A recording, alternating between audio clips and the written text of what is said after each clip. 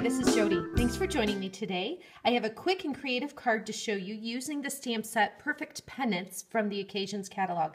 This is a 10-piece set that I've been using a lot this winter with just a variety of all occasion cards, some great shapes and greetings in that stamp set.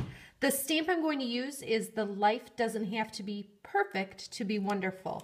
And I'm going to go ahead and show you the finished product of what I'm going to complete today. I'm going to show you how to do this part with the fringe scissors and then how to get that multicolored look on there. So let's go ahead and start with the stamping. I've just got a scrap of white cardstock and I'm going to turn the stamp so it's rubber side up, and I'm going to start with my Daffodil Delight marker.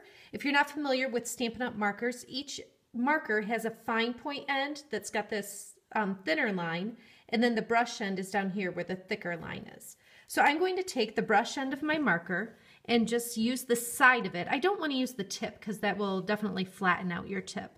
So I'm just going to use the side of it and go over the bottom, which is the word wonderful, and then just up a tiny little bit. Then I'm going to use the brush end of the pumpkin pie marker. It sounds kind of rough as it goes over it, but it's not damaging your marker. And then the final one is Strawberry Slush. Sometimes just going in different directions kind of with the letters helps a little bit too. So I've got that progression from Daffodil Delight to Pumpkin Pie to Strawberry Slush. Now, you're not going to be able to see this, but I'm going to take this up by my mouth and you'll be able to hear it. I kind of huff on it, and then I'll stamp the image down on my white cardstock. So you can see that progression of color. And then what I did is simply took one of my oval framelits and cut that out. Okay, now to show you the fringy part on the bottom. What I'm going to do is take the new fringe scissors, also from the Occasions catalog, and I want to line it up. If you can see, there's just a little bit, about as even the space that's between each of these blades, that's how much I leave on the side there. And I'm going to cut, but I'm only going to go up about that far and scoot it over a little bit, cut again, and just continue with that progression all the way down the piece of cardstock. This piece of cardstock, by the way, is 3 3/4 of an inch by 1 3/4 of an inch. So I create my fringe all along the bottom like that, and then I'll just take my snail adhesive, run it along that whole length, and then put it on this piece of black. This is 5 inches by 3 3/4. So I'm going to set it on here just a little bit up. I want to see that black a little bit along the bottom.